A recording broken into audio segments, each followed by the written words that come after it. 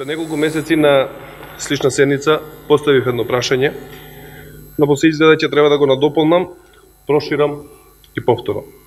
Се однесува на исламската верска заедница, односно на поглаварот Сулейман Реджепи и начинот како овој човек ја води оваа институција, и сакам да прашам дали тој човек е заштитена мечка и дали тој е над законите на оваа земја и може да прави што сака. Ова секако се однесува и за МПЦ и останатите верски заедници. Но ќе се задржам до ИВЗ во моето прашање. Ако сите сме исти, а за тоа се залагаме пред законите, тогаш мислам дека не може да има недопирливи луѓе. Овој човек, Сулейман Реджепи, со промена на секоја власт, откако е активен во оваа институција, а бога ми тоа е долго време, од пред 80-тите години, значи од времето на бивша Југославија, успева да обстојува и покрај стотиците и илјадници скандали кои го следат додека он е начело на оваа институција. Се умилкува на сите и покривајќи се за завесата на верски водач, прави се, само не тоа што треба да го прави и тоа што е согласно тоа што го преповеда верата. Зборувам во името на нашите граѓани од исламска вероисповест, значи од поголемиот дел од нив, кои стварно се загрижени зашто овој човек е недопирлив, а работи незаконски.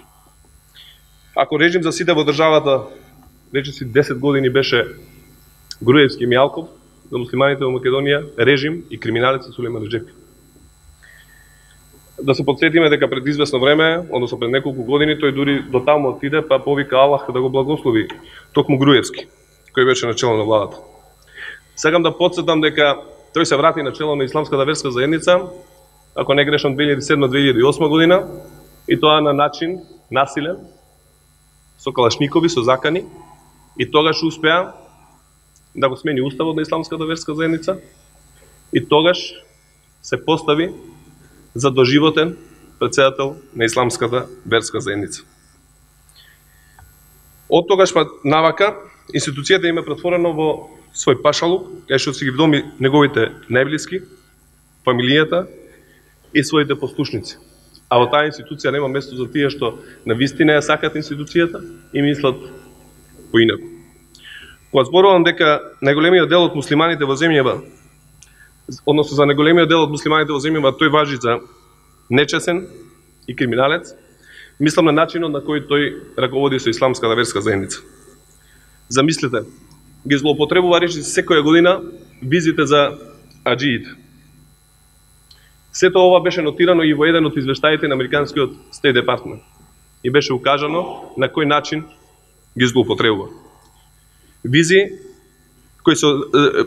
се издаваат за одреден број верници во Македонија и секако Саудитска Арабија тие визи ги дава бесплатно. Но најтрагично е што овој човек со години тие визи им ги наплаќа на верниците. Цената за овие визи, ако не се лажам, за една е околу 500 евра. А секоја година приближно 2000 аџи од Македонија патуваат на аџилак во Саудитска Арабија.